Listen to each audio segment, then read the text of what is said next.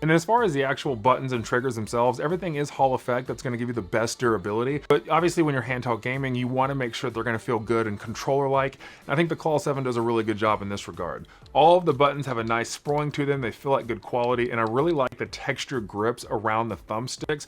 That's really nice so that they're not slipping away from your thumbs while you're playing. The bumper button on the top here feels pretty good, as well as the triggers have just a decent amount of travel so that you're not having to press it too far to get them to actually input whatever you're commanding. And they just feel really good to the hand. Now, one of the highlights on this is actually, I think, the D-pad. I think MSI did a really good job because the D-pad is kind of a thocky feel to it. It's not overly loud, but for me, I personally like it. I think some people, because of the concave nature of this type of D-pad, might not feel like it's the most comfortable for long periods of gameplay. However, for me, I actually like it because it really makes me know that I'm pressing the button. On the back of the controller, in addition to the bumper and triggers, you have the two back paddles right here with nice clicky sounds.